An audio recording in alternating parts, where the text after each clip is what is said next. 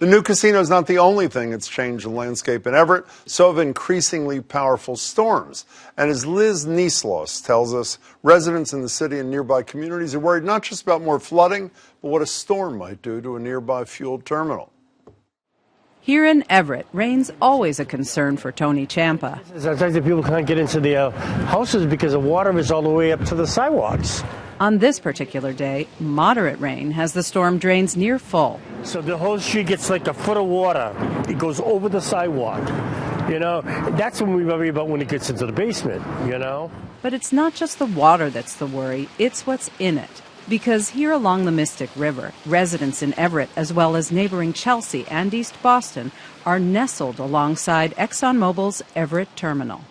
It stores gasoline, heating oil, and fuel additives. Facilities like this get a federal permit to discharge some pollutants into the waterways, and there's a treatment system to manage the toxic runoff. That treatment system is being overwhelmed on a regular basis, leading to violations of their Clean Water Act permit and leading exposure of local waters and local communities to some pretty powerful carcinogens and other toxics.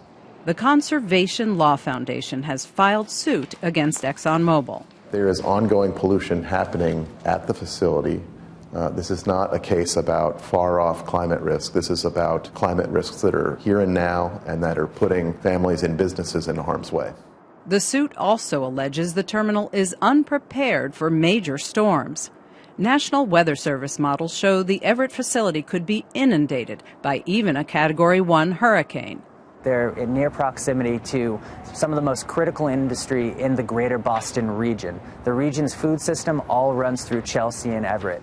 Aerial photos show just how close the terminal is to the New England Produce Center, a major supplier of the region's fruits and vegetables.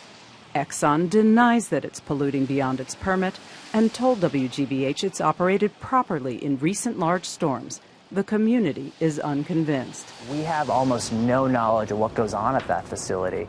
They share very little information with the surrounding communities about their facility. I just want to hand you a letter from our community. 3 years ago, local residents tried to hand-deliver a letter asking to talk about the terminal's storm readiness. They were refused a meeting. These are folks who are low-income, ethnically diverse, who are the most impacted and vulnerable. They'll be the folks who are hit worst by a climate event. Rather than spending so much time to fight us, prove to us that you are climate resilient, that you are a good neighbor, that you're a good corporate partner.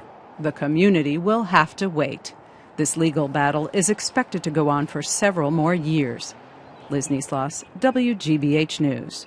ExxonMobil calls the Conservation Law Foundation's allegations, quote, factually and legally inaccurate.